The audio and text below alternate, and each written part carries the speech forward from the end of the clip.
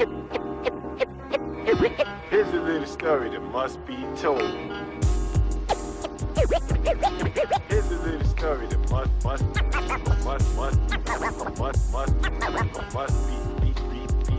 told. This one particular day when I came home from school, I usually go home and practice. And I was playing music a little bit too loud, and my mom's came and banged on the door, boom, boom, boom, boom, boom. If you don't cut that music down, you're gonna have to cut it off. So while she was in the doorway, screaming at me, I was still holding the record and rubbing the record back and forth. When she left, I was like, that's a pretty good idea. So when she left, I experimented with it, a couple of months, a couple of weeks, different records. And then when I was ready, we gave a party, and that's when I first introduced the scratch.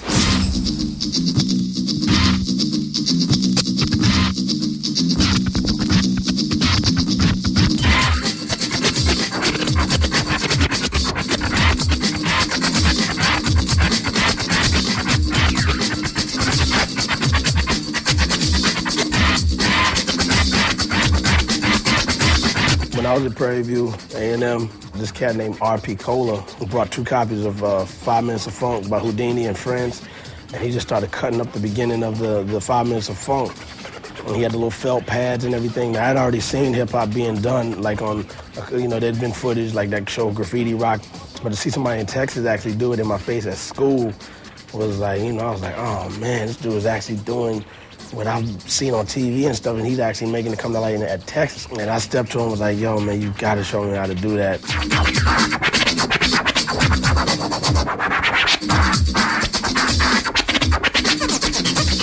The scratching thing, that's always the first thing that usually grabs somebody. How the hell are they doing that, So it's like, that was me. How are they doing that? So I grabbed my mom's, record, Joan Baez record, and I'm scratching it on the turntable, tearing the shit up out of it, and she's not home, so thank God, but she comes home and there's grooves all beat to shit and the record's all busted.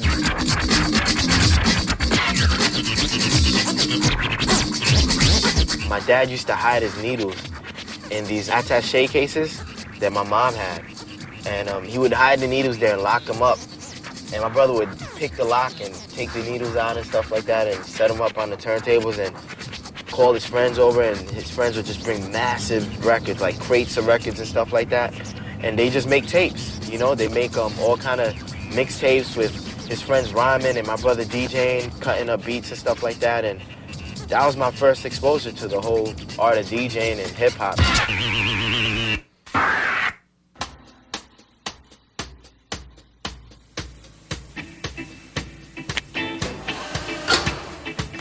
A lot of people get rap and hip-hop mixed up. It's 2 totally different things. When you say rap, you say an MC and a DJ.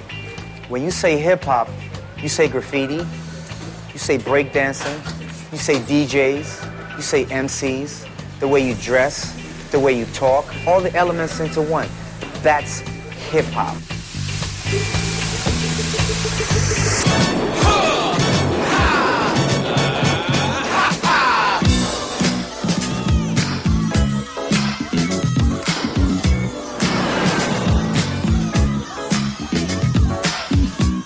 The famous Bronx River houses, the home of hip-hop.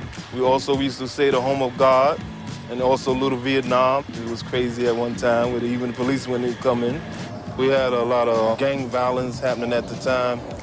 Also a lot of social awareness that was also happening at the time. So that's why we started Universal Zulu Nation, trying to take a lot of gang affiliations and turn it to something positive. Bambaataa was one of the heads of the Black Spades. He was the division leader. And it was taken from a concept of Bambaataa went to Africa when he was leaving the Spades, and he seen how the black people were living over there, and he adapted his culture. He said, when I go back, I'm gonna start the Zulu Nation. We started organizing a lot of the different people in the street, who had different dance groups, B-boys, B-girls, as well as rappers and graffiti artists all together to make the whole culture. It evolved from us beating each other up to like breakdancers. I used to break dance myself back before Crazy Legs, before all them cats. Y'all got the moves from me, you know it. Let's dance. Let's dance to the drummer's beat. Let's dance. Let's dance to the drummer's beat. I guess it was 73, and a lot of these DJs, they were basically playing, you know, kind of like a disco club type of thing, you know. A lot of stuff that was being played on the radio, a lot of popular stuff. And out of all of that came this rebel, Kool Herc. He wouldn't play that main album cut. He would play a break from a song inside the album, so it was like beats and rhythms and, you know what I'm saying, his style was, he was like God. The breakbeat is that part that you look for in a record that let your God self just get wild. Then as soon as that breakbeat leaves, you say like, it's only a minute, it's only 30 seconds, you know, you want to hear some more. So that's where the hip-hop DJs came in and started making that beat, that breakbeat, that stripped down funk, expand longer and longer before you could just get crazier and crazier and crazier on the dance floor. So that inspired me right there. I was like, okay, I got this 15-piece drum set upstairs that I took for since I was 8 years old, building up, you know what I'm saying? Now I gotta make room for some turntables. One day I'm upstairs, Bam's turntables dropped, broke. So Aziz, who was one of the original members of the Zulu Nation, he's like, yo man, Bam needs your turntables. Before he can get the words out his mouth, I ran in the room, packed the turntables up, and I was at the door like this. Where Bam at? Brought his turntables down and let him get on, and he started rocking the house, and you know, then came one of our little proteges in the family.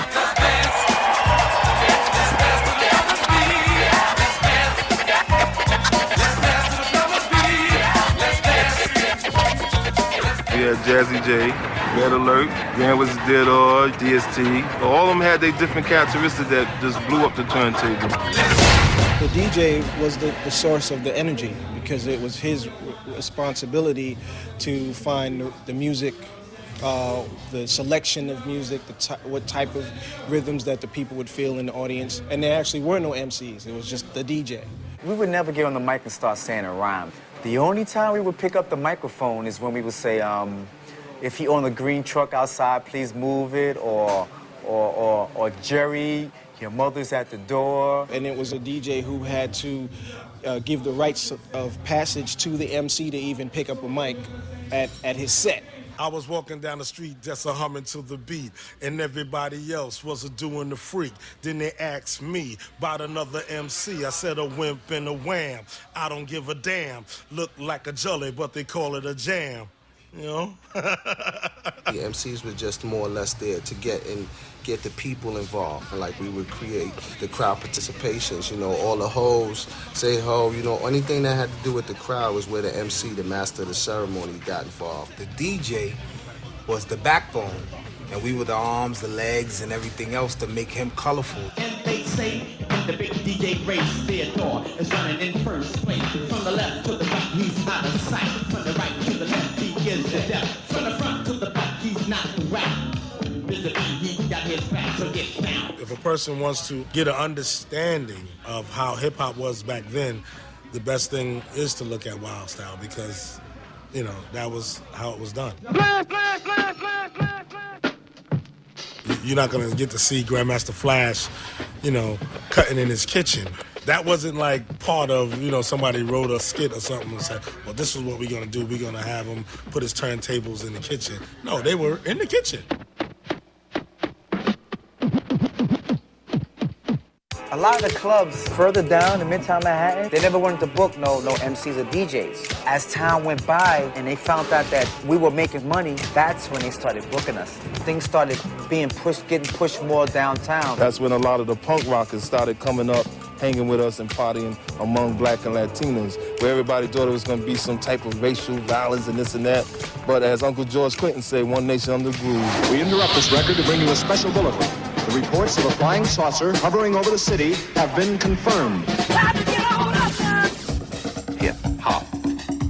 Hip hop. Hip hop. But I think like 82 maybe was when the Grill opened up on 3rd Avenue down around 10th Street. And I saw a tiny little ad in the Village Voice that said the Cold Crush Brothers were going to be at Negril. And I went down there with my girlfriend at the time, and we walked in, and it was a basement club, and I could hear this enormous, loud beat happening, like boom, boom, boom, boom, boom, boom, boom. And I was like, yeah. So I gave him the money, and I went down the stairs so fast, I think she was flying behind me like a flag in a cartoon. You're like, woo! And I said, oh, yeah, man. I was, standing there at the edge of the dance floor, and there were like a couple of Japanese business guys who seemed to be everywhere in hip-hop at the beginning. They're standing around there. They, always know where it's at, And me and my girlfriend. And I said, this is great, huh? She said, well, I think I'm going to have, a drink. And I went over and bought 2 of them. I said, here you go. Just have them both. And because I was like, I didn't need the drink or anything, man. I was just like, let's go. Because there's nothing in this music that I don't want to hear. There's words that are kind of syncopated and rhythmic, and there's this hot drum track. It's great. This is music I've been waiting all my life to hear, and I didn't know it. We felt so attached to this because this wasn't just something that we did for the money. I mean, we believed in this. I mean, when I left, I could play for 6-7 hours outside. And when I came home, I set my turntables up and I played for another 6-7 hours. You know what I'm saying? It was something I had to do. It's history, and a lot of people don't really understand what actually happened then, because there's the pre-rap record hip-hop, before people were rhyming on records. When Rapper's Delight came out, it got into the era where the rappers didn't need a DJ.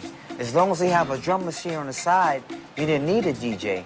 And a lot of record companies wanted to just pay the rappers and not pay the DJs because the rapper's voice is on the record. So what do you need a DJ for? DJs are the ones that put the MCs out there, but then the MCs became the power. A lot of MCs got away from the cultural part and got into all about the Benjamins, and they left the DJ behind. It took a lot out of hip-hop in my heart, because I was one of the rappers who liked to rap to my DJ's feeling. If he felt good, I felt good, and my music was sounding good because he was sounding good, and vice versa. But then when it was that, it's like you're rhyming on a flat line, not a heartbeat. We're just 3 MCs and 1 DJ, and we can get it down with no delay. So mix master Mike, and what you got to say?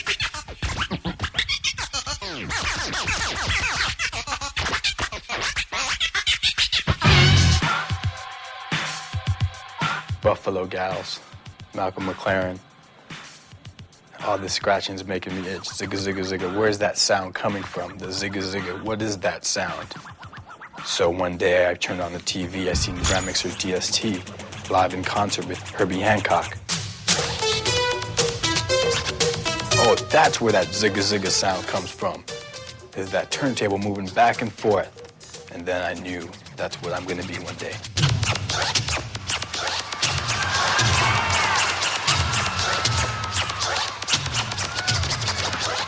It was just so futuristic at its time. Who would have thought? I mean, there's people playing the trumpet, drums, but I just knew that this is something different. Hey, I want to move the record back and forth in my own way. Actually, I couldn't afford turntables at the time, so I bought 2 tape decks. I used to record Halloween spooky sounds or space sounds from 1999, and I would mix off 2 tape decks. And that's where I got my name, Mixmaster Mike. Mike really communicates with the soul of the solar system. And he really, he and a few other, not just know about the aliens, they have the knowledge of having been there. In other words, he knows about Earth because he's here and he's moving around in those stratas just trying to show the Earth people what's going on. But that he's truly a Zectarian.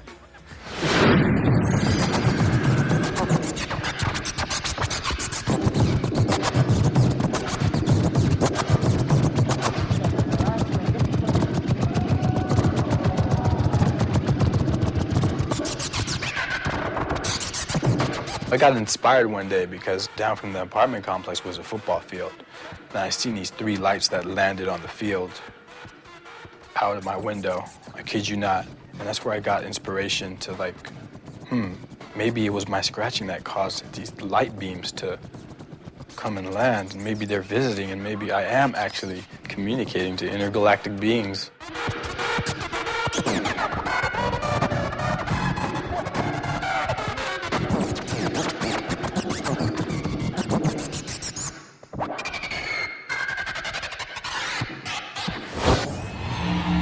I grew up listening to a lot of jazz and funk, and I wanted to be a part of that movement in another way instead of just being a listener.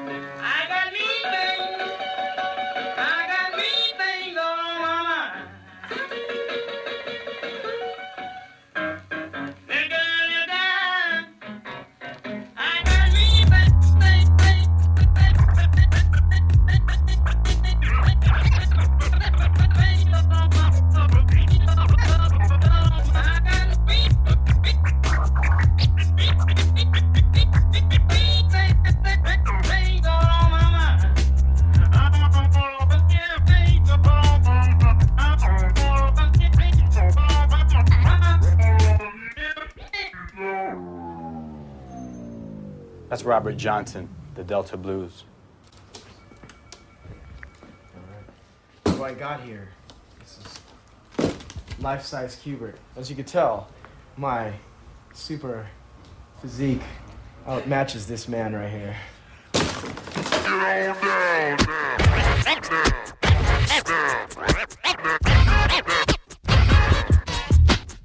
I used to DJ garage parties and stuff, and there'd be some times where I'd do the same garage in other months, and I'd see this kid pop up every now and then, and it would happen to be Cubert. He would approach me, like, "Yo, I dig what you do, Mike." So I said, "Well, I'll show you some stuff when I come to my apartment." He'd sit there and just watch me practice the whole day. Then in between my practices, he would ask me, "How do you do this? Can you do that again?" My advice, do not show this guy your scratch that you found and developed, because he will take that and understand it so much more than you have. You know, he's like the Louis Armstrong of scratching. You know, even everyone tries to dress like him, except me, though. I look a lot better. One day, everyone's going to try to look like Yoga Frog. But for now, we got this guy, the one and only DJ Cubert.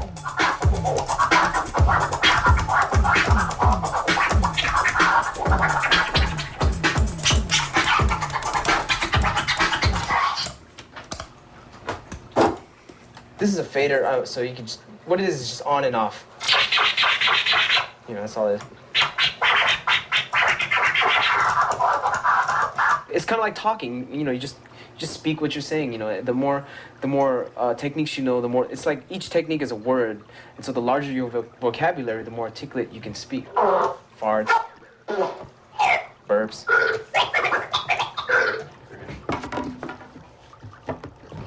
Beat juggling is the live manipulation and remix of music right before your eyes. Usually what you do is you kind of use the same two records. So this is like, I'm just using a piece of the record. It's called the break. It's like, and then this is the same record as well. Like that, right? The fader is like for that turntable and that turntable, right? And in the middle is both.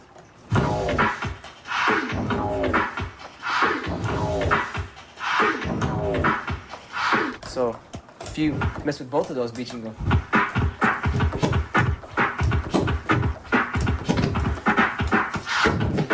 I've always been into music ever since I was a kid. My mom even said when she would play music and I would be in her stomach, I would kick and stuff, and I can't sleep unless there's music on. I was like a D- student. I totally hated school, and I always would go home and just do music.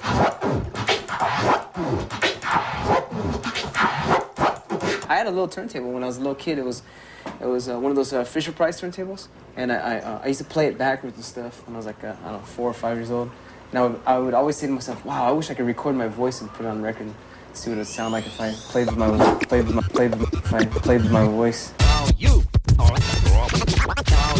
be a DJ. Scratching really came to me when I heard, I guess, Rocket. DST was the first one to use that sound. You can gauge a DJ's skills by when they use that sound. It's kind of like if you can gauge a guitarist's skill if they just use a plain acoustic guitar and see what they could do with it. You know, so this is like the plain sound right here, or this one. Scratching is like, to me, it's like some other kind of intelligence. Me and Cubert used to practice. That's where we made up the question and answer. I'd scratch the question, and he would give me an answer. And so we didn't even have to talk to each other for a whole day. I remember one time he moved away, to another city.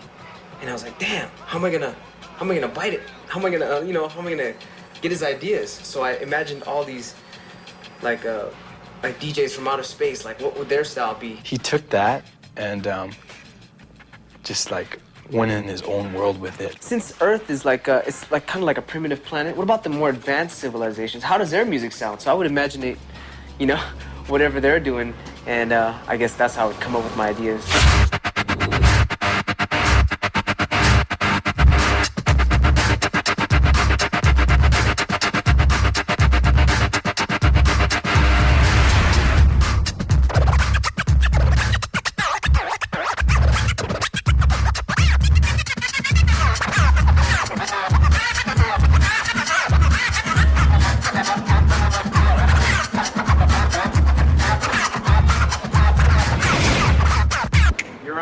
What's up? We are the Bulletproof Scratch Hamsters. Changed our name to the Space Travelers. And, Why is that? We changed our name because of DJ Mars. And we don't give a fuck, actually.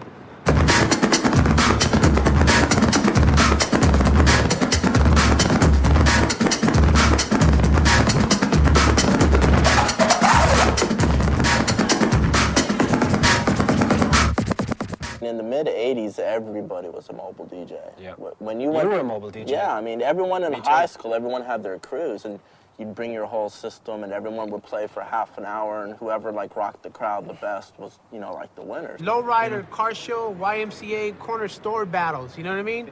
School DJ battles, block parties and shit, For real, man. I used to do parties, and the motherfuckers would want to take my turns, But that never happened, did it? It was all about battling, You got the b-boy battles and totally the DJ battles and stuff, and everyone would kind of get together, or you would even go to someone's house. Even if they just did a party in someone's garage where they'd open up the door and there'd be like 8 people sitting around smoking weed. Make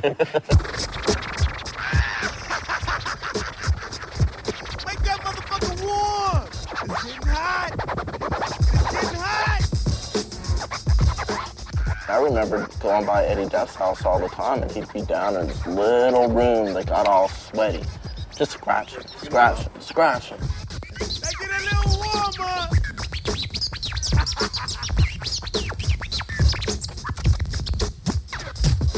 If you're doing something and no one even gives a fuck about what you're doing, and you're just doing it in your bedroom for yourself, like how you really feel, it's like a painter just going crazy. That's what happened, and that's why they would come up, like, say, the Tones, go, this really is cool, and it wasn't like thinking, well, will this work at the club on Saturday night? It was just, let's just do it. It sounds good to me and to these 2 other people in the room with me.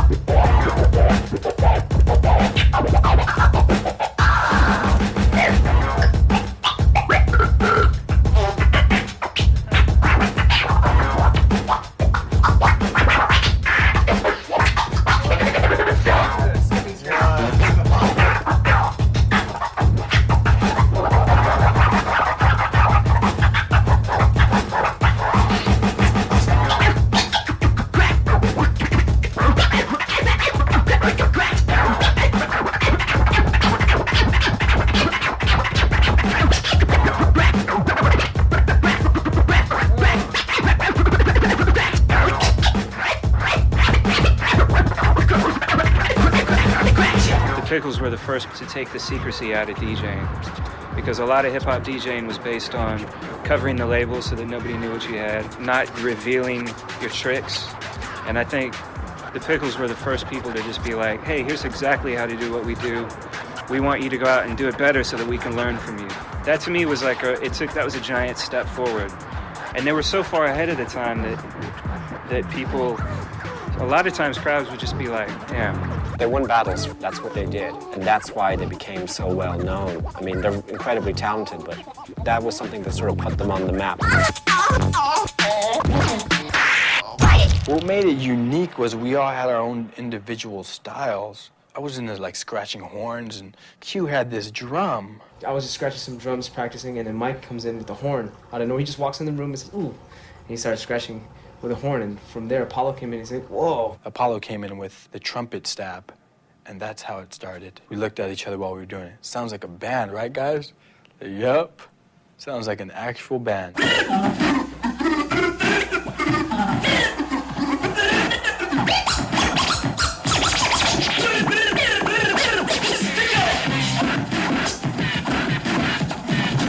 Oh, we felt totally like this is it right here. We're doing something different than everyone else. Yeah, we were totally like on another branch of hip hop.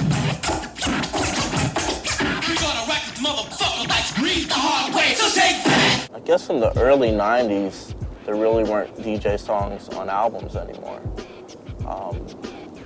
And actually a lot of rap groups didn't really even have DJs anymore. That's the scene that we were like totally not into. We were totally just all DJ kind of band and stuff, you know. I mean, we love the rap and stuff. It's just that what they were doing with the DJs in the background, and they were just filling stuff. I was like, yo, this is not. We just totally blocked it out, and it was just, we were in our own world. We were like on Jupiter or something. But when David Paul came, he was like, yo, let's make an album, just a DJ album. No MCs, just y'all shining. They were like, all scratching album. What are you doing? The return of the DJ. Oh man, it definitely opened some doors, and it opened our minds. Up until the return of the DJ album, my goal was to DJ for a popular rap group and be on stage with someone and be in videos and stuff like that. I never thought that I'd end up having my own album and that I'd be able to exist as a musician without the presence of an MC. And Return of the DJ was like the start of that.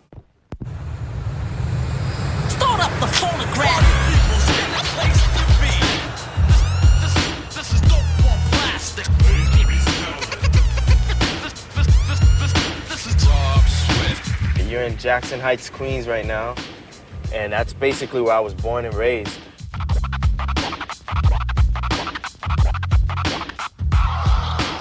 I'm Spanish. My parents are both Colombian, and at an early age I was exposed to music like salsa and merengue and stuff like that.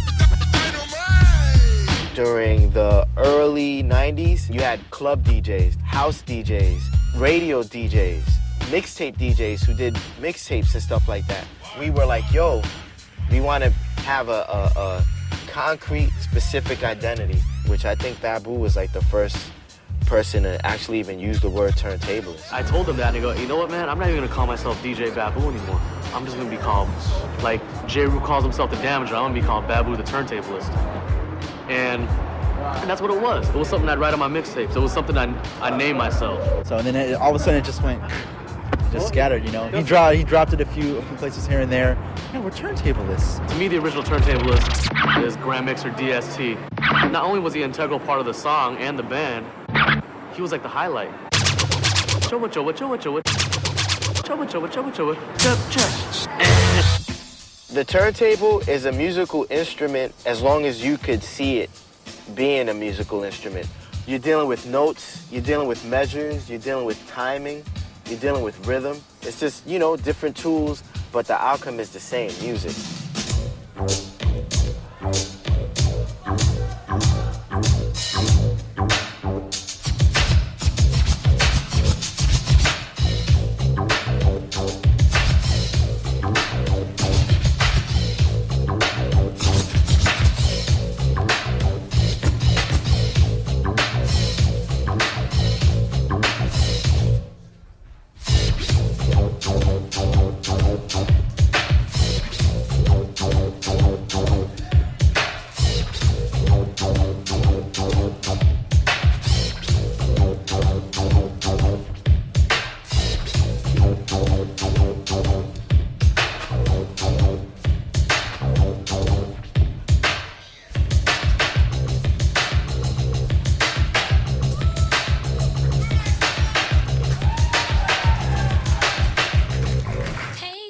just play that song, keep on scratching all night. Hey DJ, just play that song, you have me itching all night. Hey DJ, just play that song, keep on scratching all night. Hey DJ, just play that song, you What's have up with Rocco?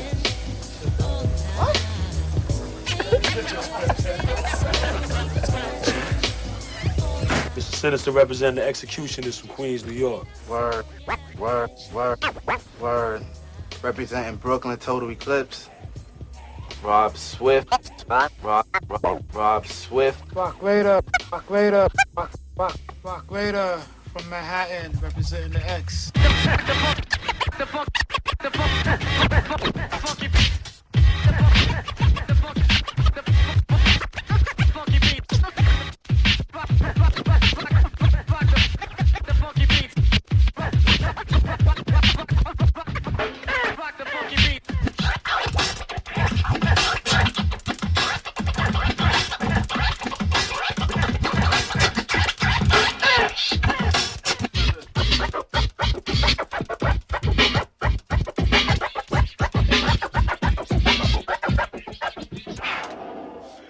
Sometimes you just bump into different things that might sound good. Like, that's what it is freestyling. So right now we was freestyling. We doing one thing that sounded really good. So we figured we could probably incorporate it into something else that we're doing. Right. You know? All good ideas happen by accident, man.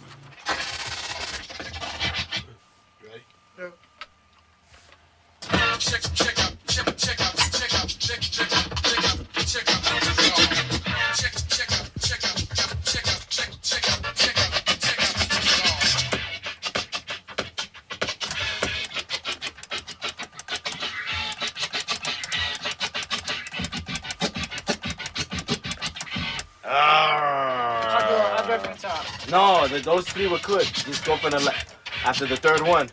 You gotta do the end. The last one. The last brown filling, right? To do the last. Once you do it, just do it, burn, burn. Huh? No, like how you how you said burn. What we're trying to figure out is how to record music in a way that'll come off similar to the way a regular band would play music. So it could start off with one kick and snare, and it'll evolve into something big.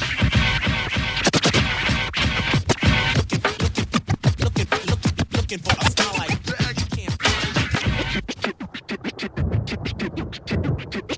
Welcome to Brooklyn. Guys, come in. This is basically a rub, so it'd be fresh. It's a tool.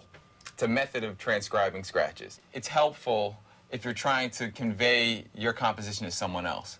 When I started doing that, I brought it to the DJs, Rob Swift, Babu, and they're like, oh, this works. So then I felt, okay, I got to develop, and that's where it is now, where we got this little booklet. This is a routine that Rob Swift did. If you follow along here, it's scratch, chin, chin, scratching, boom, scratch, chin, boom, scratching, boom. What is it? What this is all about is the art of mixing.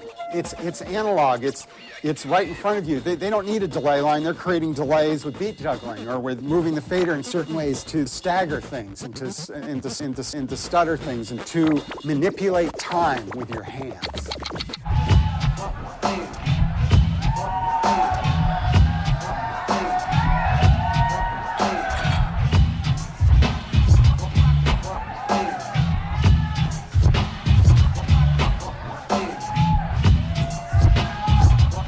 My dad's a professional musician, and he wrote the Have a Coke and a Smile jingle. I don't know if you remember that, but so I get a lot of my musical background from that. I had like a traditional music upbringing. I was always in the band. I played piano and drums, and started drums when I was 7. And just all through high school, marching band, snare drum, I can read music, I played trumpet. But with the scratching, I had just heard like wicka wicka, you know, like really easy, simple stuff. And I was like, oh, anyone can do that. But then I saw him and he's like doing all these crazy tricks and all these patterns that some I can't even play on the drums. And I was just like, oh my gosh, I gotta learn how to do that. And he pushed me, and a month after dating, he moved in, and we've been together for the last 4 years. The turntables moved in with him, and I stopped making fun of it. The first time I heard scratching, really. It probably was like Rocket. It was just like so different and just such a weird sound.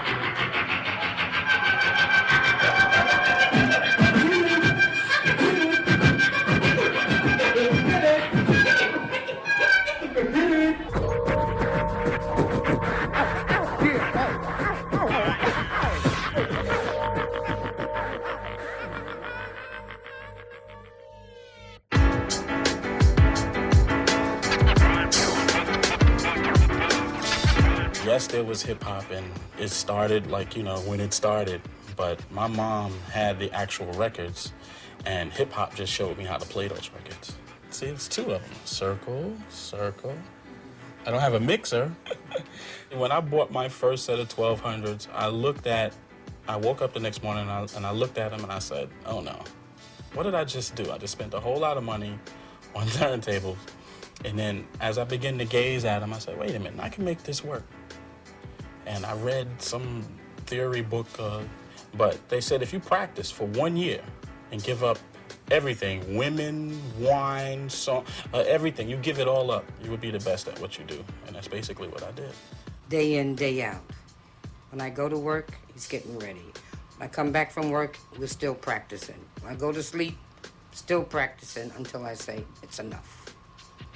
That I can't take anymore. Or else I'll break the needles. Okay? I'll break the needles and then you can't play anymore. Watch out. Steve D, Johnny Cash, and Sean C. Like, we used to all hang out together, and we used to go up to Steve's house and practice, and we started going with Steve to these battles, because at the time, like, Steve was, like, the illest person out of us. On the wheels of steel, he is. On the wheels of steel, the wheels of steel, he is. On the wheels of steel, he is. Still, he is. On the wheels of steel, he is. Still, he is. On the wheels of steel, he is. Steve D, the founder of Beat Juggling, and Steve D helped me realize that once you think you've reached the limit as an artist to what it is that you do, once you believe that, someone's gonna come along and prove you wrong. Battling, b-boying, you know what I'm saying? That's where it all came from. That's where hip-hop came from being, you know, competitive and from, like, trying to, like, knock the next guy down and trying to be the best. But it's all fun, you know what I'm saying? It ain't, like, real beef. Hip-hop is asking you a question, you know, and that question is, what are you going to do? So if that person is considering himself hip-hop, as far as battling or being a DJ or what have you, he's asking you that question, and it's up to you to answer it. And if you don't answer it, you lose. Isn't competition kind of like part of the American way? You know what I'm saying? Like, aren't we all kind of raised to compete in the world and to get ahead the next person? All the time. I'm competitive with anything. You know, I want to be the best at whatever I can be. If it's drawing a straight line, I want to be able to make the straightest line. Because, you know, growing up in Harlem, you know, you have to be tough that way. Understand, this is the motherfucking DMC. U.S. Finals. Somebody gonna leave here and go represent for the U.S. DMC stands for Disco Mix Club. It was a house music competition, and then DJ Cheese from Plainfield, New Jersey, who's the '86 world champion for DMC. When he entered that year, he introduced scratching into it and changed the whole battle. And they went along with it and let it be a hip-hop battle.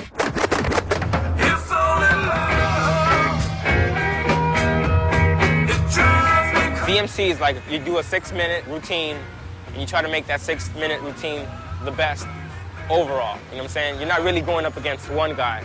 You're not trying to, like, battle this one guy. You're trying to battle everybody.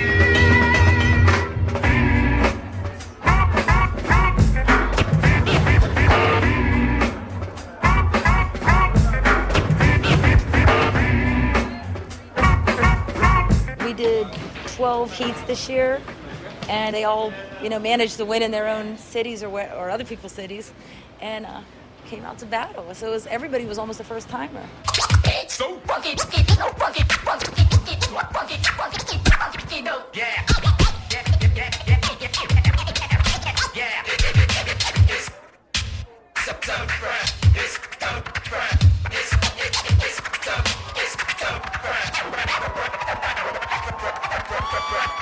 Back in the day, DJ, it was mostly like, you'd mix. If you could mix two records, just blend records, you were cool, and you might have like a little, double beat here and there, and then scratching came along, and that was the big thing, scratch. Oh, if you could scratch, wow, you could scratch and mix. Wow, that's pretty good. Transform. Yeah, if you could transform now, wow, that's another plus. But then it just went bananas when people started beat juggling and then flaring and, just crap. Then after that, then it became body tricks. When I won the DMC World Finals, Rob was like a big time help to me right at that point. Like I used to come into his house, practice, just put my set together. Like we were just putting our song together. We just were like, hey, it'll be dope if you do this at that point, and just a lot of input, a lot of help.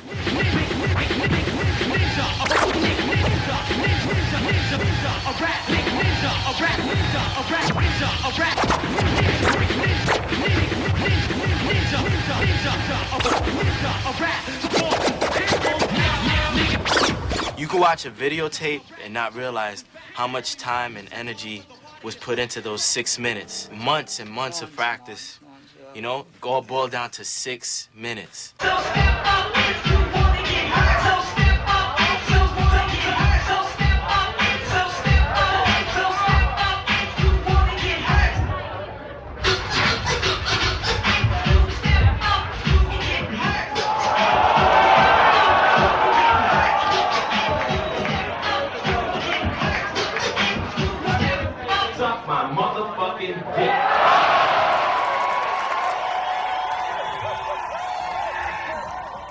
Once you get in front of the set and it's like, you're going to compete against him, I'm not his friend anymore.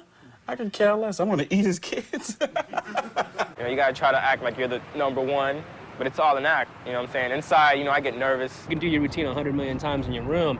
You get in front of like 500 hardcore hip-hop fans expecting to hear something. You can crumble Anything pretty can happen. fast. You can be DJing and scratching, your record skips. Oh Skips, shit. yeah. You could go to like move the pitch controller, your arm hits the needle. Oh shit. Oh shit. Oh shit.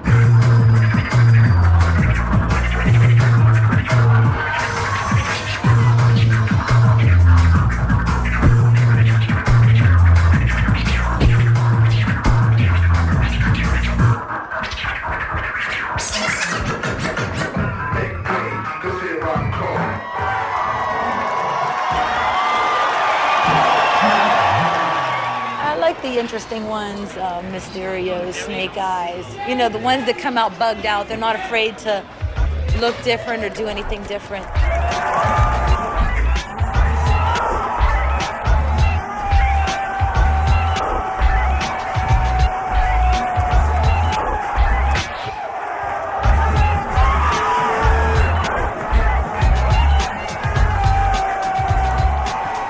Competition's a way to get seen, as opposed to just DJing out in the street, in the park. You get to reach a wider audience.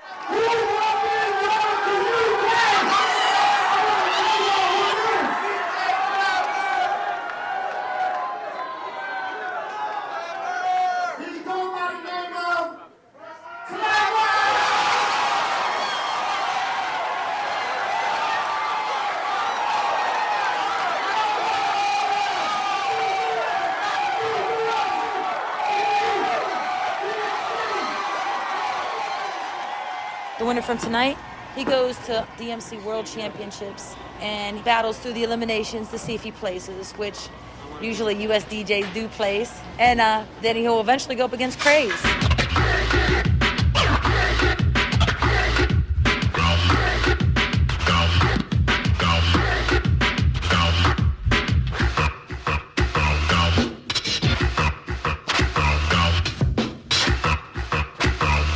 When I was competing, I would be, I want to be the best, I want to learn all the tricks and put it together and put mines on top of it and flip everything, And then I guess now I'm more like of a soul searcher where I kind of try to outdo what I did yesterday. and kind of just do it for the love without competing against anyone else but myself now. They just get over it. It's so stressful, and it's too much. It's too much to like stress all year, planning the routines. Even Craze said it, you know, after this third time, he's done, whether he wins or loses. And 20 years from now, I want to look back and I want to be like, yo, I had fun when I was like 20, and I was doing all this crazy shit with the turntables and stuff. I don't want to look back and be like, yeah, man, I was representing. I was keeping it real. You know what I'm saying? I don't want to, you know what I'm saying? I'm having fun, and that's what it's all about. Let's see here. Who you want to... Pick a card, any card. No, let me just see, let me see. I got Rex in Effect. I played with Dougie. That's my first playage. And then Toshinobu Kubota, Toshi for short. Then there's Guy, Luke Skywalker, both times with Two Live Crew, Blackstreet. It's all fun when you DJ with a group because you get to showcase you. If you ask some of the turntablists, you know, what groups you DJ for? Huh? What group? You know what I mean? And it's like you can't tack any medals onto the trophy that they may have that's sitting there. It's like they didn't go any further, you know, and I think that they need to get, if they want to elevate the art form, it has to be on a bigger platform. You know what I mean? With whether you're performing in the studio or performing with another kind of artist, just take it there. 10, come on, 9, come on, 8, come on, 7, come on, 6, come on, 5, come on, 4, 3, 2, 1, rock. And now, without any further ado, give it up for DJ New and DJ Frank Tibbs.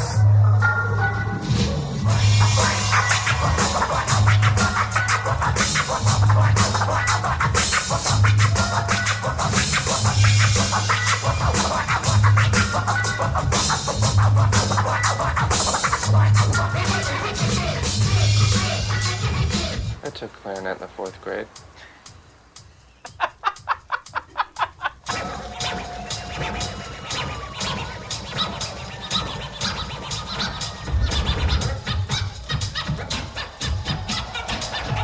I got my first drum at 5, and then I started playing on a set at 11, 12 years old, somewhere in that range. Then I got into turntables, or then I got into beat making, then I got into turntables, but I don't know how to play anything, you know, I don't know how to play the piano, anything melodic I don't know how to play.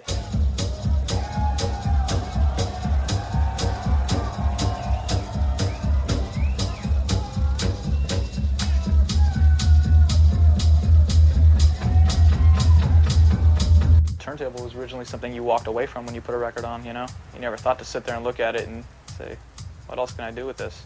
You're not supposed to, you never were supposed to touch it. Yeah, it was so... And your parents were like, don't touch the turntable. Yeah.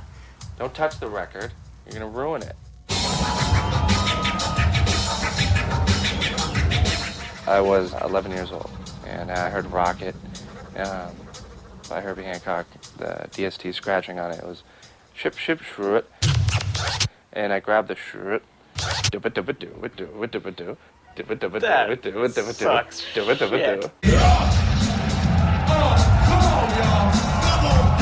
Now you know us, but it's not the cold rush. For MCs, so we ain't the furious. Not the force MCs or the breed from treasure rush. It's a blast from the past, from the moment we bust. From whatever we touch, we hold platinum plus. But if I shit go rust, still I got we trust. Cause it's the second coming. This lay a rhyme so stunning. And keep it running. And give a shout out to London. And keep it on. It's never born to the early morn. Sunset till dawn. I got a word abundance. Whole pins by the 100. Top speed, guaranteed we still running. People fasting, good for terror tactics. Why you whacking plastic? Treating all your bands like fanatics. Up a pair, coming in tight, they come up where. Fuck a fair. Pressure looking beware, the bigger there. DJ is spinning the records that make up the music so people can focus whenever the mic has been passed to. Jurassic creates songs with each other. We go about it in different ways. A lot of times, Cut or I will have a beat, and we will come to the table with a beat. Are you guys feeling this? Yes or no? Sometimes they're in here writing it. Sometimes they write on their own. Sometimes they write together. There's been tracks where the beat's been playing in the studio while everybody's just vibing out, just talking. There's times when we don't really have the rhyme, or the guys don't really have the rhyme together, and they lay down this mock track just to see how it goes, just to get the patterns and the fluctuations and everything. Go back and fill them with the words so I can go later back and program it around what they're doing. It's fun, but it's always a challenge. Y'all know Babu out there? My people's on the right, y'all know Babu? action. Ladies and gentlemen, boys, stand and violate from by the end of the night. When we put down the mic, thinking these dilated people brings heat, that's guaranteed for sure. A pure mixture. Some try to do the same, but they style ain't pure. A carbon copy. That's right, every comes out so sloppy. Yo, to me it don't matter how dope you write or look. MCs without a voice should write a book. For this era right now, I guess, for what the media has portrayed as rap music, has been very limited. And I think with Dilated, we just brought it back to the basics. I mean, the reason that I even connected with Evidence and Rocka was because they didn't want a DJ for fake reasons. They didn't want someone up there. You know, they could have anybody if they just wanted a stage prop DJ. But they themselves are very involved in all the elements of the culture of hip-hop. They both started as graffiti writers and applied those same mentalities to their emceeing, and Evidence also as a producer. So their respect for the DJ goes without question. You know, so for me to be involved in any aspect of the group, whether it's recording, on stage, interviews, anything like that, you know, they totally include me as a complete third of the group. And it feels right. This is a show vinyl I put together for the Beastie Boys, and I put like drum hits before each name, so it sounds like.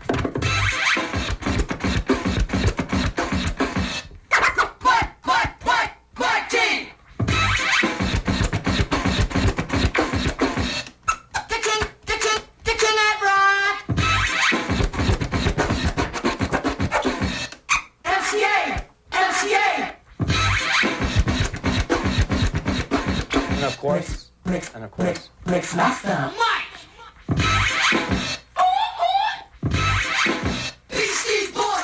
there'll be times when I'll start scratching some roosters for no reason.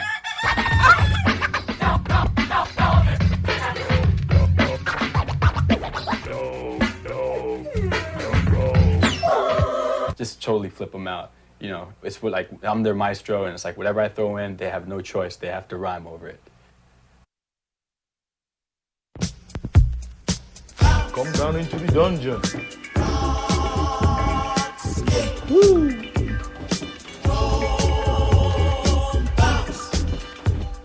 This is basically more or less the bulk of my collection. I got records dating back from the early 30s. You know what I'm saying? Got some vintage hip-hop. Even got a little Chuck Berry right there. Chucky, baby. Yeah. I got 300,000 or 400,000 altogether I have in the house. Doubles of a lot of things, you know, rare cuts and some garbage. I know so many breaks, man. I mean, I'm a walking encyclopedia when it comes to breaks, you know what I'm saying? Hip-hop, in the hip-hop world, they don't get too much by me. You know, I know it all. I know it all and never sleep. Yeah, classic, Planet Rock. One particular thing that I remember was going to see Africa Bambaataa Planet Rock. And Jazzy J was so funky, it was great. Moving from one break to the next, cutting two records together, it was just wonderful. And Bambaataa would be, you know, looking at the crowd, you know, being this sort of inscrutable master of records. Sam would feed me the records and I'd just go off. Once I get into a zone, it's like you can't even talk to me. I start hopping back and forth. At one point, took out a 45, slips it over Jazzy J's shoulder. And, you know, Jazzy J kind of looks up and takes it. Bam would point to the line, play the second cut. Play the second cut, the break is right there. Puts on the 45, and this break comes to the end, and then voop, voop, voop, boom, and he lets it go. And I was sitting there, I was like, wait a minute, what? And it was the opening break from the Shirley Ellis record, The Clapping Song, which I think the last time I heard that, I was 9. And I really liked it when I was 9. And all of a sudden, everybody's dancing to this funky break, and I thought, that's fucking amazing. Africa Bambaataa, master of records.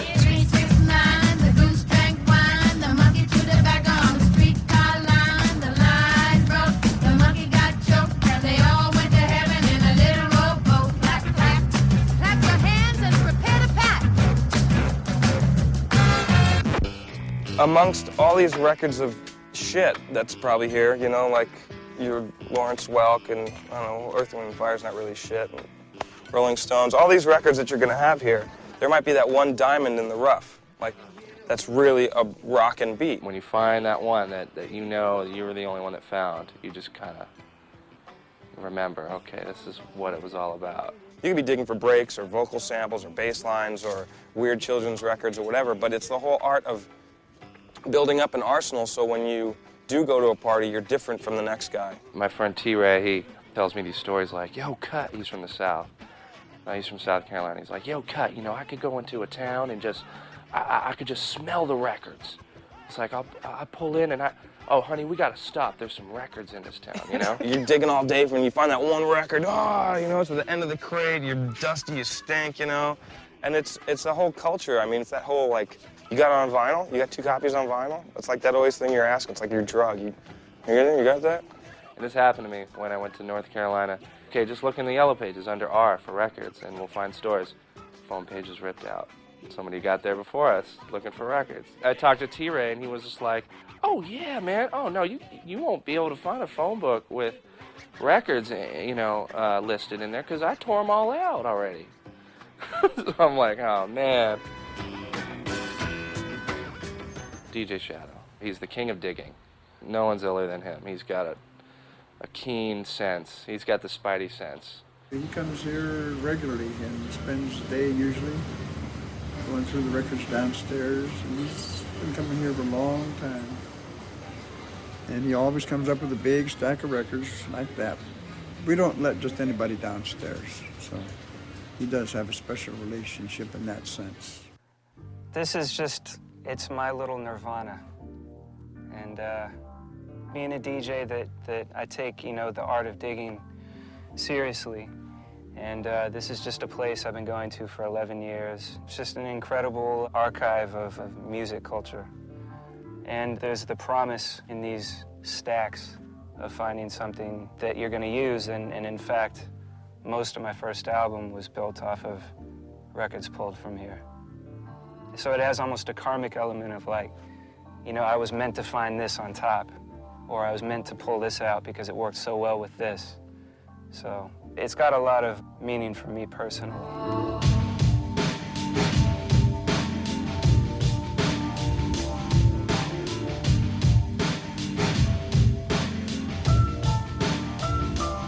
Me and my buddy Stan that I used to dig with, he was a graffiti writer. We used to come here just looking for things like, you know, Incredible Bongo Band and stuff.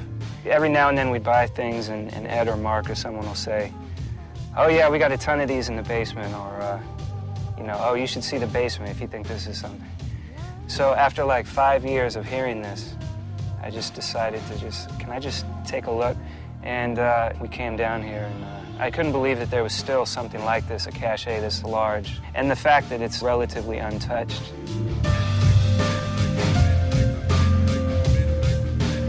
Just being in here is a humbling experience to me because you're looking through all these records and it's sort of like a big pile of broken dreams in a way. Almost none of these artists still have a career, really. So you have to kind of respect that in a way. I mean, if you're making records, and if you're a DJing and putting out, you know, releases, whether it's mixtapes or whatever, you're sort of adding to this pile, whether you want to admit it or not. You know what I mean? 10 years down the line, you'll be in here.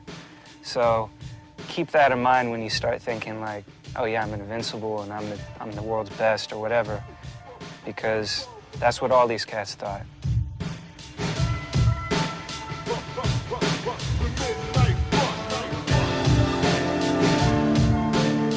Over here is where I was digging and there was a mummified bat under one of the records. That was nice.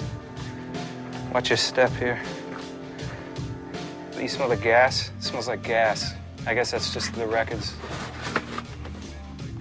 I honestly feel like the people that dig don't stop digging because it's a part of who we are. People that don't, you don't have to. It's not going to make a bad DJ good, but it'll make a good DJ better. We're gonna do a song that you never heard before. Double D and Steinsky put out Lesson 3, and it was like a couple years after it came out. I heard it like in '86. And this was essentially like literally a lesson in all the old breaks being played by themselves from front to back in an order, a cohesive way that just, you know, it was groundbreaking. The torch has been passed to a new generation of Americans. Lesson 3. It was a fusing of a lot of funk music and being able to take all these spoken word elements. And it became this increasing series of left turns where all of a sudden it was like, oh yeah, right, man, great. This is like, we can put Humphrey Bogart over this, and I have this seance record that we can use. When I heard that was, I mean, over the years, I always kept referencing that track. So when it came time for me to make my first record, I called it Lesson 4. And just so happened that a few hundred miles away, Cut Chemist was doing the same thing for the same reasons. Lesson 2. That was the first time I've ever heard breaks, old records with drum beats on them. I listened to it and I was like, wow, this record was made entirely from records. And I just went bananas. I said, this is it. This is the missing piece, you know, to hip hop for me.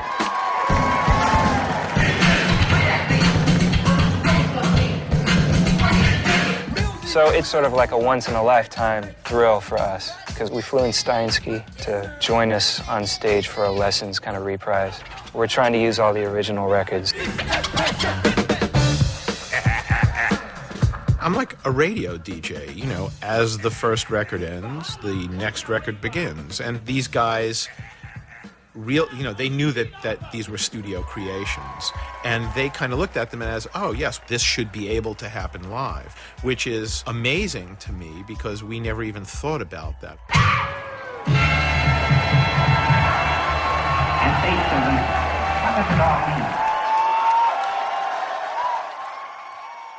A lot of those groups that I was brought up on, from the Commodores to Earth, Wind & Fire to Al Green, Curtis Mayfield, all that, the sounds that they did back then, they don't do them like that no more. They started getting into the computer generation and newer equipment, and that style died, and the funk just didn't sound rugged like it used to. It's something about that, just that beat, man. It moves you in a certain way before you even hear vocals. It's a driving force.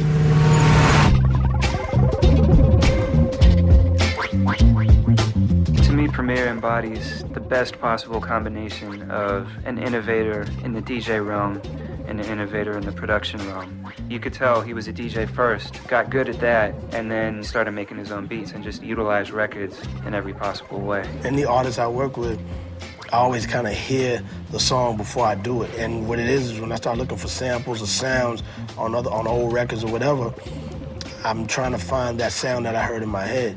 And until it sounds like what I'm looking for, if I gotta search for a month until it sounds like what I'm looking for, that's how long it's gonna take. When Guru heard me do my demos and put me into Gangstar, I knew that I don't deserve 50% of the money if I just DJ. I gotta do something else. That's why I started saying, let me learn how to do beats. Then I'm putting my 50% into the group. I feel like if you're a DJ, you should know how to produce tracks, because we rearrange tracks and remix tracks just from having records around.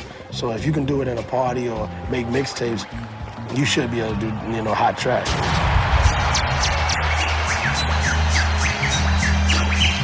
What's up, California? What the fuck's going on, California? Yeah, that's my man DJ Premier. I am the guru. We are Gangsta.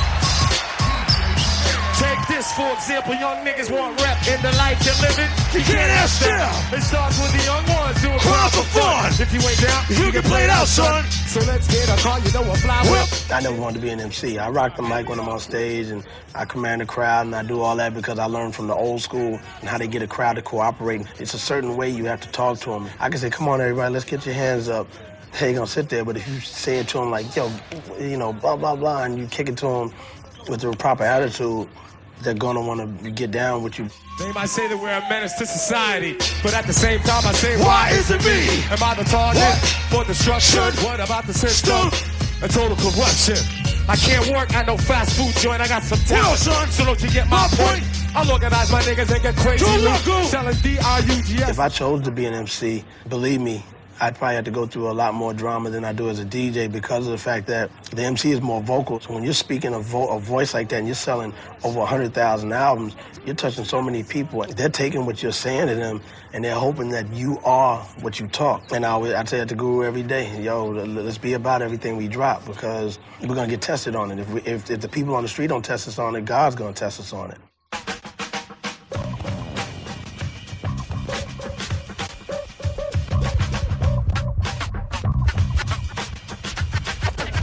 Making your own vinyl is, it adds a different level from when I was just playing other people's records and can just, you know, I kind of had to go with whatever their format was. I've got this record that I put out that I made where it's nothing but guitar tones. And it's a whole octave.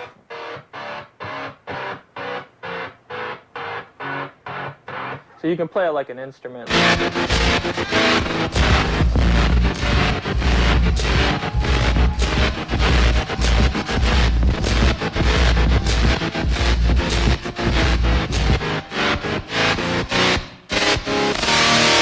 That's kind of evolved. People used to not like vinyl that was kind of set up for DJing because they thought it was cheating.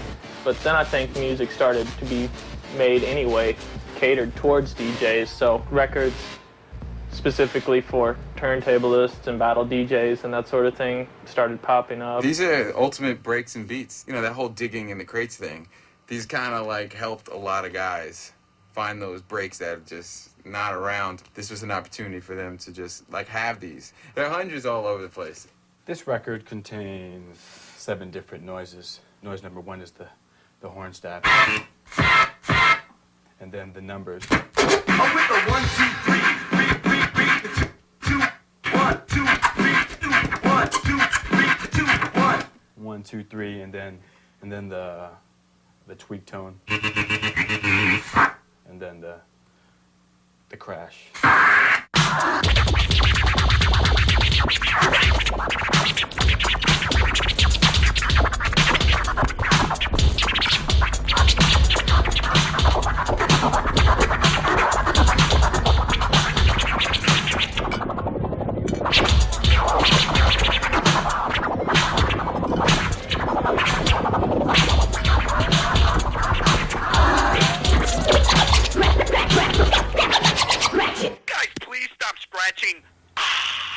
Is there any other sound you guys could scratch besides whoosh?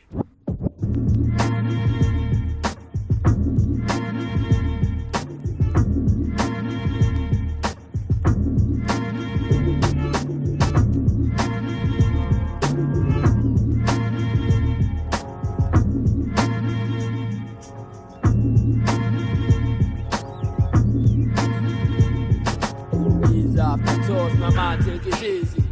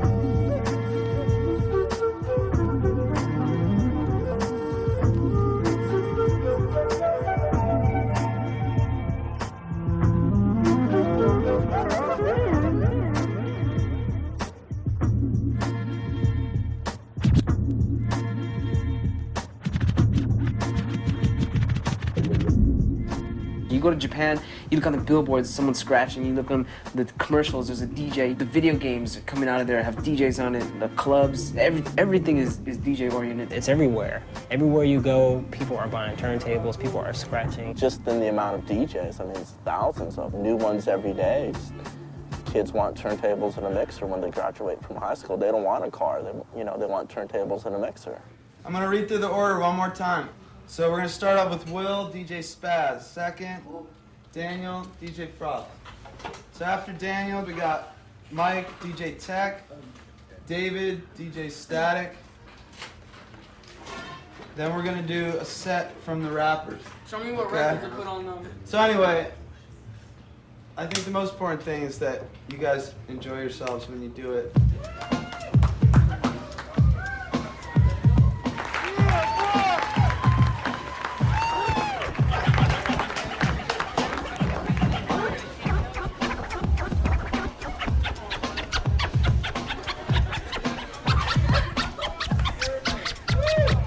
It's a good thing to do with kids because they can put a record on and they can feel like, all right, you know, I'm making music. And so, you know, they can just come on the first day and be successful. They're nervous enough just in class doing it in front of other kids sometimes, you know, but doing it here, it's a huge room, you know, and even if they're all not standing right in front of the stage, there's 100 people in the room. They're nervous.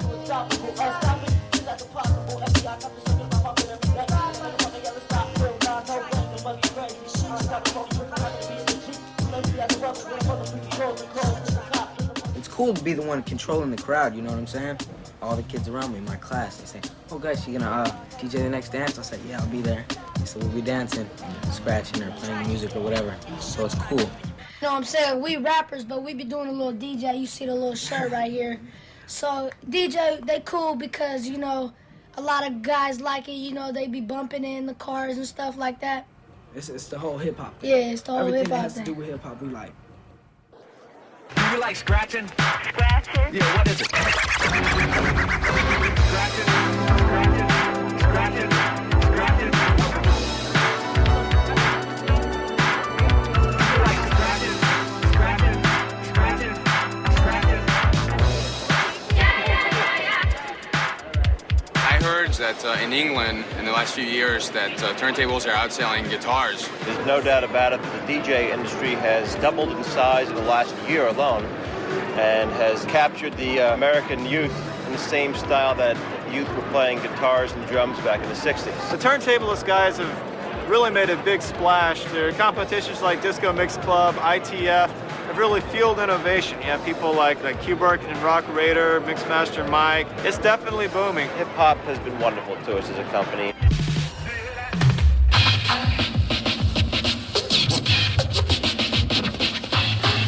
That's why Pop lives the man.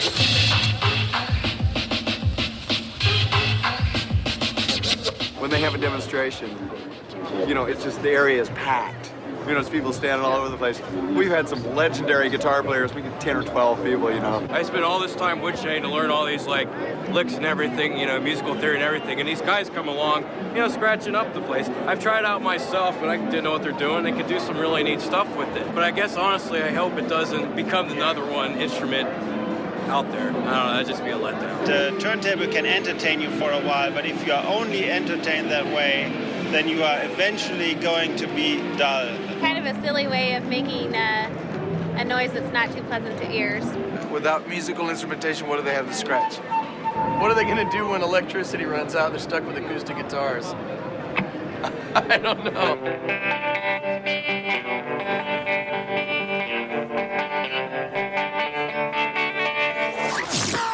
Let's get a record. Regular record, any record will work. Have your little vinyl killer van. You can see myself, Shortcut, Q-Bird here, riding the van. Put the needle on, turn on the van. Get ready for a lot of fun and excitement. Now, let's start.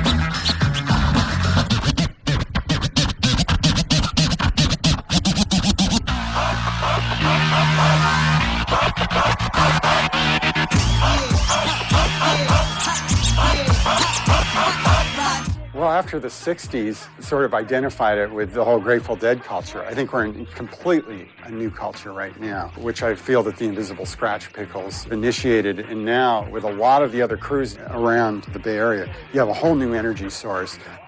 For Filipinos, or American Filipinos at least, we don't really have role models, you know, as far as mass media goes. You know, there's no athletes, there's no actors. You know, we have our parents and Qbert. And, you know, whether Q likes or dislikes the idea, he's very much a role model. And you see it, you know, even the Australian DJ champs are a couple Filipino guys, you know what I mean? It's more than a coincidence, you know, and I really attribute it to Qbert and Mike and Apollo, like, putting the DJing out there so much. Invisible Scratch Pickles' presence, you just kind of go, uh-oh. Because, you know, I mean, they're the most influential DJs that have ever lived.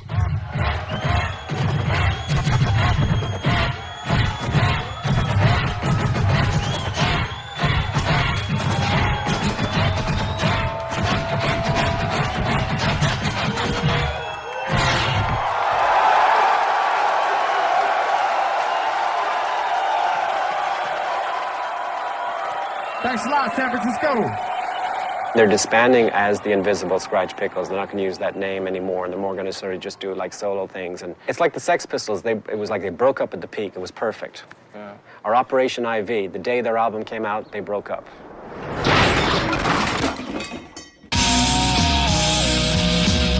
I'm waiting for the DJ PlayStation game. You got your Burger King DJ, you know what I mean? You got your fucking, you got your LA Gel commercials with some fucking DJ. What the fuck is that? What does a turntable have to do with your hair? Same shit that happened to breakdancing is gonna happen to DJing too, you know what I mean? The true motherfuckers will survive and still be doing it 20 years from now. And then there will be all those fools that jump on it for, you know, for the trend of it. That's the whole thing. We got so kind of tired of the MCs. Fuck you guys, you know, we're gonna do our own thing. But now we're kind of screwing ourselves because we're almost kind of doing what the MCs were doing. We're taking this DJ thing and no one's pushing the boundaries and everyone gets up there and they just do their little da-da-da-da and they go to the next guy and he does his little deal and no one's throwing in any originality and we're just kind of getting typecast into this, oh, that's turntablism or that's turntable music. I know the boundaries of that. I know where that's gone. You got all these new kids, they got like 10 records and they're just battle records. You know, and that's their collection forever. And they think that's, when that record wears out, they go and buy it again. Like a lot of scratch DJs and DJs that are like battle DJs don't know the first thing about digging for records and how to rock a party, you know, how to get on the mic. It's really important to get on the mic and speak to the crowd. People should make music to make people want to party and not just like make music for people to study. You know, it should make you want to party and shake your ass and like why does that get some girls on the dance floor. You know? Why does it gotta be studied? I want it back. I want it dirty. I want it crunchy. I want it raw. I want it ghetto. To most of the world, you know, this whole culture and this thing is maybe 20 years old, you know what I mean, if that. And we're just on the brink of something new. And I just know right now, it doesn't really bother me because I just know, I look at the kids who are into it now, and they're obsessed like I am. And I see them not quitting anytime soon. And I just can't imagine what it's going to be like when they're the older ones. When they're making decisions, when they're going to say what's cool, what sells, what is fine music, what is not. Ladies and gentlemen, this is an experimental record. It's an experimental for me, and I hope it be experimental for you. There's always been a mystery about the drum. The drum, the drum, the drum, the drum, the drum, the drum, the drum, drum, the drum, the drum, drum, the drum, the drum, the drum,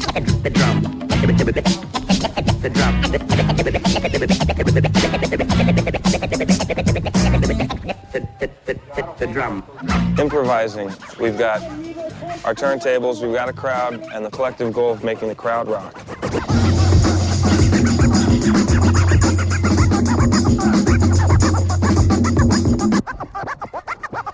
There's DJs that'll rock a party, and there's DJs who can really cut well. Well, what we try to do with the Future Primitive is bring those worlds together. The party rocker, the guy who collects deep breaks, the producer-minded individual, people who are like in there digging nonstop. That's the backbone, like in a jazz band, that's the drummer. Then you have the soloist, the turntablist, the scratcher, taking you on those abstractions. 2, 3, break!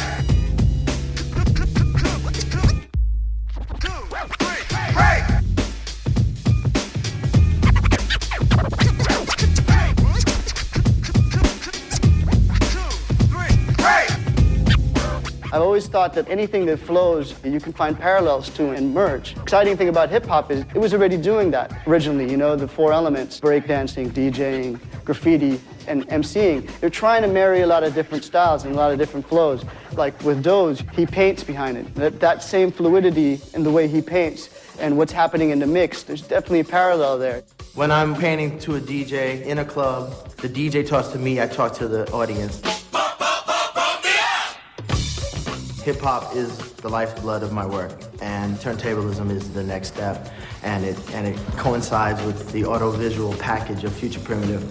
The DJ gets the B-boys going, you know what I'm saying, the breaks and whatnot. They've always been the architects, the foundation of the dance, the art, the MC. They're the conductors. They're the ones who lead you to where you want to go.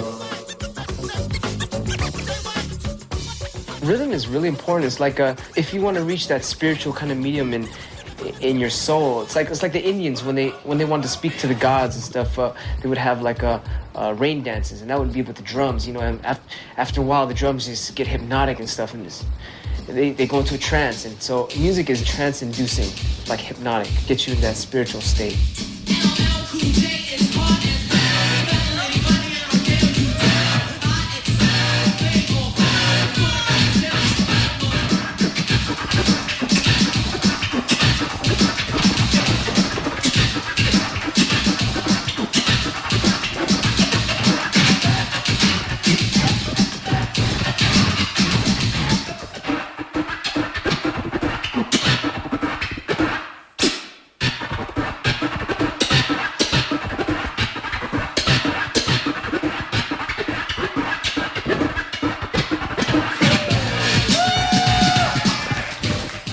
Called the zone or a nirvana. You know, you just totally you're just all into it. You know, you're just getting the whole. It's like you're not playing the instrument. It's like you're the instrument and the universe is playing you.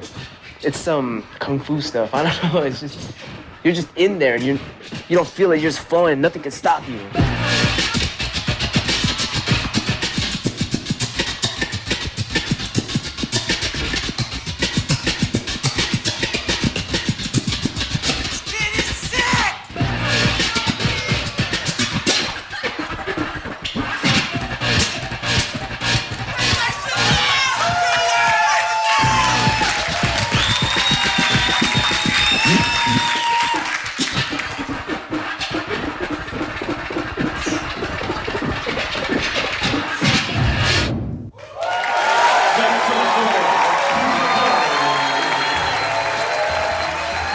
I used to go by the name of Graham Mixer, DXT. And tonight, I want to knight my brother, Cubert, with the Graham Mixer. So Cubert,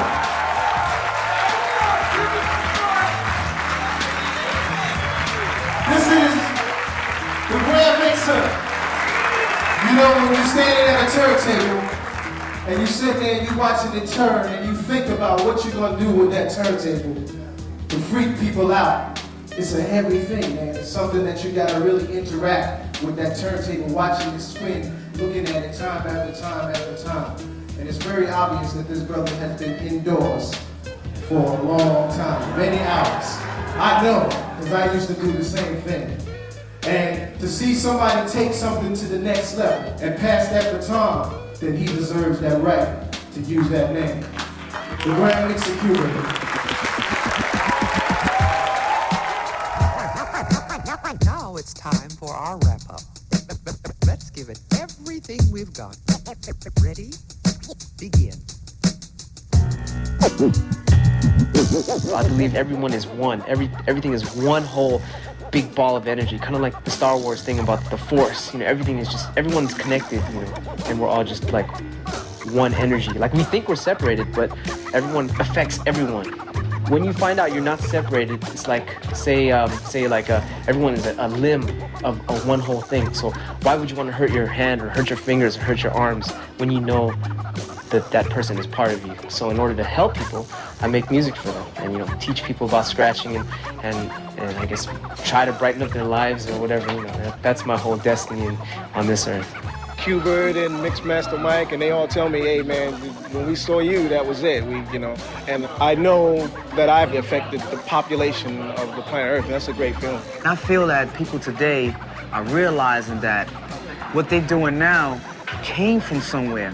In order for it to go any further, it has to go around the 360 in order for it to go even further. And I always say, you have to know where hip-hop's been in order to know where it's going. You have to. You have to.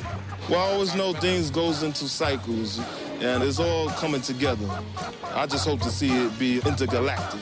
Since we are becoming galactic humans, we're trying to get to Mars and Jupiter and all that, so I'm ready to see it on all the other planets in our solar system. Not the 9 planets, but the 12 or 13 that's out there. That's what I'd like to do with turntables. Show the world that, there's something really cool out there, something different.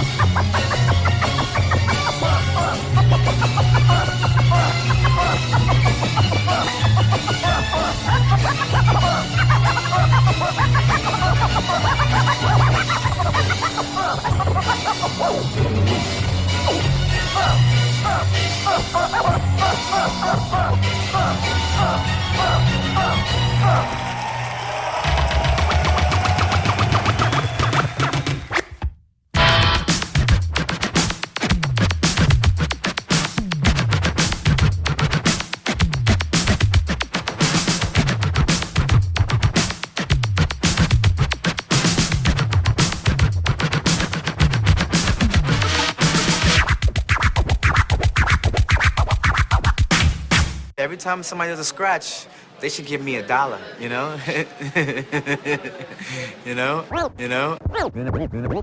I really feel that.